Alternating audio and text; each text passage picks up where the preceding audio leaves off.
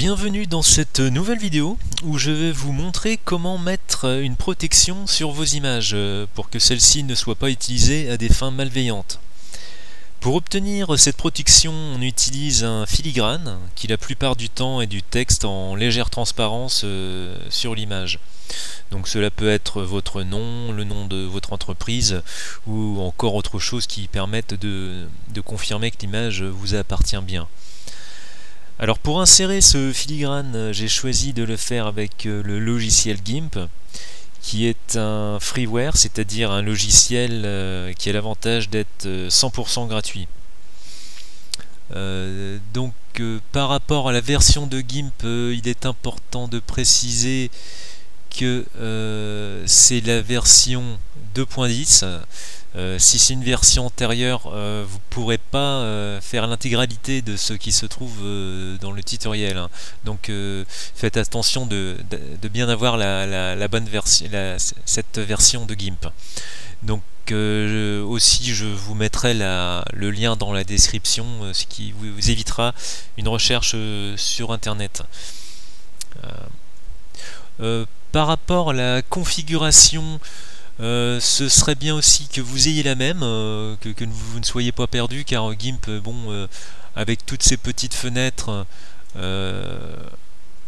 donc là je suis en mode fenêtre unique, et donc vous voyez qu'il y a pas mal de fenêtres qui viennent s'ajouter à GIMP.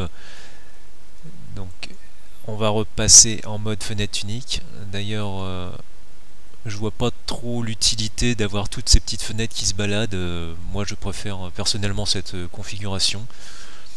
Donc alors si vous n'avez pas les options de l'outil comme moi en bas, au milieu à gauche pardon, donc vous allez dans fenêtre ancrable et vous allez choisir options de l'outil. Donc de mémoire, il va plutôt venir se mettre en haut à droite. Donc il suffira de le prendre à ce niveau et puis de faire un déplacé jusqu'à gauche. Enfin après c'est selon votre convenance. Moi je préfère cette configuration là. Donc nous allons commencer en ouvrant une image. Celle-ci, c'est un sac Hermès, tout le monde aura reconnu, surtout la jante féminine. Donc première chose à faire, donc vous vous mettez bien sur donc en haut à droite sur les calques. Donc je vais dans un premier temps dupliquer le calque. Donc soit la petite icône ici, dupliquer, soit vous avez la possibilité de le faire aussi avec un clic droit et en faisant dupliquer le calque. Vous voyez ici, là. Donc première solution, ça va être de taper le filigrane donc avec du texte. Donc on va sur l'outil texte, donc le grand A. On va choisir une taille de police, pas trop grande. 140. On va choisir aussi une taille de police. Là on va choisir la police. Donc de mémoire, Langzananiu est pas mal pour ce genre de choses. Donc on va taper notre texte. Et donc au niveau de la couleur on est en noir, hein, ici. Donc on le tape. Donc filigrane.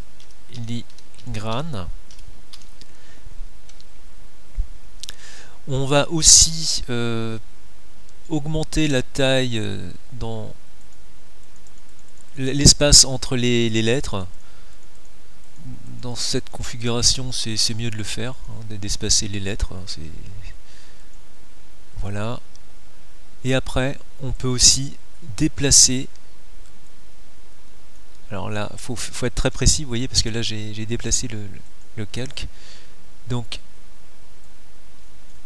à nouveau, j'ai déplacé le calque. Donc, vous déplacez le filigrane. vous le mettez où vous voulez, hein, bien évidemment. Alors là je le déplace parce qu'il est dans une zone claire, faut surtout pas le laisser là parce qu'il est très facile à enlever. Donc plutôt le mettre, vous voyez, ici.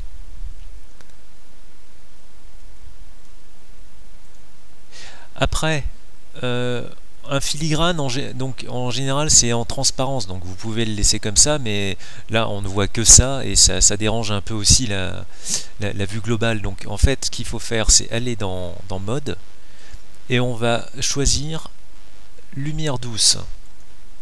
Vous voyez ? Là, le filigrane apparaît en légère transparence, et on va encore pouvoir jouer avec la transparence en allant dans Opacité en haut à droite, là. Il est à 100% et on peut le réduire jusqu'à le faire complètement disparaître. Donc c'est un compromis, hein. Faut qu'il soit visible, mais pas trop non plus pour pas dégrader la vue de l'image. Vous voyez, c'est à vous de voir, hein. Donc là c'est pas mal. À savoir aussi que on peut choisir, l'autre option c'est de mettre superposé. Et c'est quasiment pareil, hein. Entre lumière douce et superposée, il n'y a pas grande différence. Donc vous avez le choix de le faire avec ces deux modes. Et là encore, on peut choisir donc l'opacité. Après, il vous reste plus qu'à enregistrer l'image. Alors pour enregistrer l'image sous GIMP, vous faites exporter sous. Et puis vous tapez, là on peut mettre Hermès final, exporter, et là vous laissez par défaut ce qui est coché. On peut quand même pousser dans ce cas là la qualité à 100. C'est tout ce que l'on va faire, et puis on fait exporter. Voilà. On a exporté notre image. On peut aussi exporter le projet en faisant enregistrer. Là, on enregistre le projet au format XCF sous GIMP. Hein. Pour ceux qui ne connaissent pas GIMP, je le rappelle. Donc, il faut faire bien le distinguo entre le projet et puis l'image finale. Donc, ça, c'était la première solution. Donc, là, je peux supprimer. Alors, je me remets sur la copie du calque. Alors, la deuxième solution, ça va être de faire un filigrane en relief. C'est quelque chose que les professionnels utilisent souvent. C'est ça en général qui est utilisé. Alors, pour ce faire, donc, on va taper du texte, encore. Par contre, on va se mettre en blanc. Ça c'est important. Donc on sélectionne le blanc en faisant la petite flèche qui est dans le coin. Faut pas sélectionner les carrés comme ceci, puisque ça ouvre du coup la palette de couleurs. Donc faut bien sélectionner la petite flèche qui est dans le coin pour faire apparaître le blanc ou le noir. Donc là on va se mettre en blanc. Donc nous allons taper notre texte. Donc, filigrane, que nous allons à nouveau déplacer en faisant bien attention d'être avec les petites flèches, vous voyez, et pas le pointeur avec le doigt, sinon avec la petite main, sinon je déplace tout. Donc là j'annule ce que je viens de faire. Vous voyez, il faut être très précis au niveau du déplacement, donc il faut bien se mettre sur le filigrane avec uniquement les petites flèches droite, gauche et en haut, en bas, et je viens déplacer. Par contre, il va falloir changer cette police parce que l'effet relief ne va pas bien marcher avec une telle police. Donc là, je supprime celle-ci et je vais en rechoisir une autre. Alors de mémoire, donc on laisse Langzanagnu. De mémoire, la Georgia Bolt est plus indiquée pour l'effet relief. Georgia Bolt, voilà. Je vais réduire la taille de la police, comme c'est une police grasse, il va falloir choisir une police plus petite. On peut aussi baisser ça, et donc je retape mon texte. Vous voyez, là ça va être beaucoup mieux pour avoir un effet relief sur une police comme ça. Voilà. Donc ensuite, nous allons rebasculer sur la copie de Hermès, sur ce calque. C'est très important de le faire, faut pas rester sur le texte que l'on vient de taper. Après, dans les options du filtre, on va choisir carte, repoussage d'après une carte.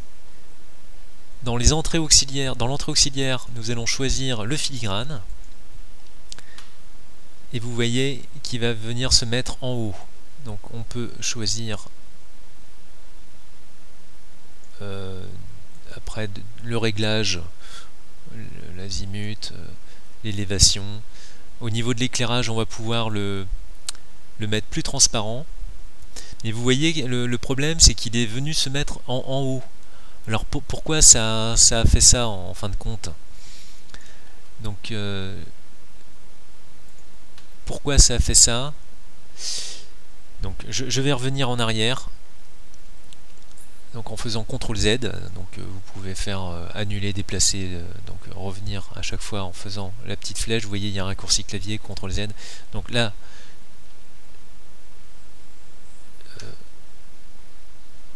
CTRL Z, et je vais retaper le texte, et je vais vous montrer pourquoi ça n'a pas fait ce qu'on voulait. Donc je replace. En fait, il va falloir mettre le filigrane aux dimensions du calque, le calque aux dimensions de l'image, pardon. Donc vous allez faire un clic droit et venir sélectionner calque aux dimensions de l'image. Voilà. Donc on rebascule sur la copie de Hermès.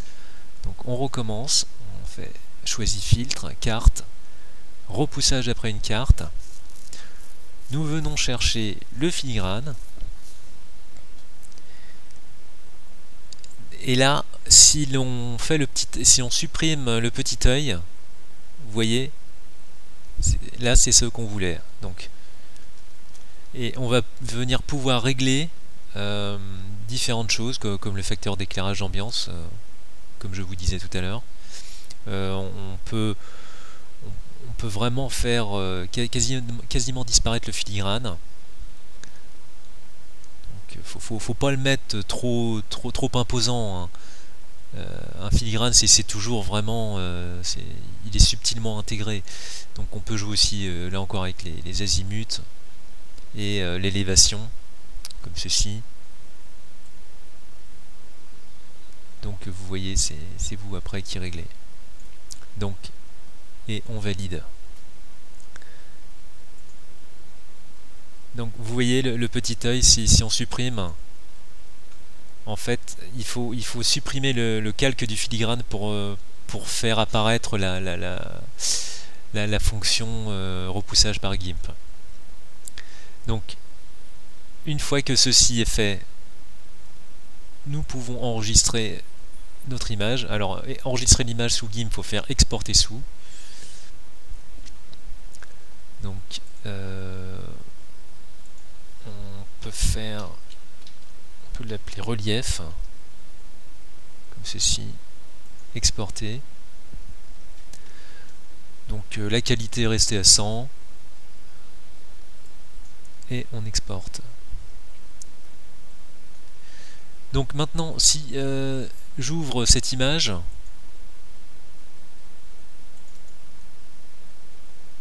vous voyez, voilà notre effet en filigrane. Et je vous dis donc à bientôt dans une nouvelle vidéo.